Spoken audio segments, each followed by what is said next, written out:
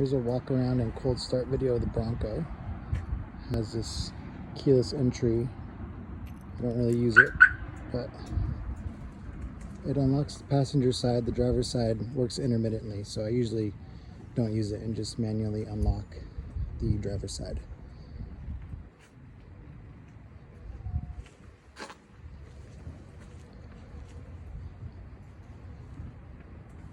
So this hasn't been started in a few days.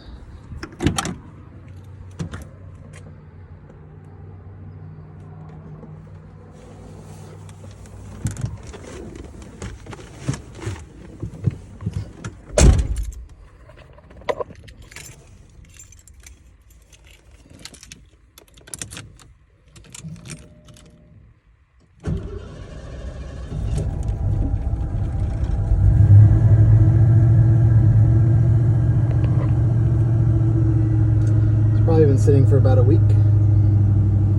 Starts right up. I haven't had to use any throttle or anything.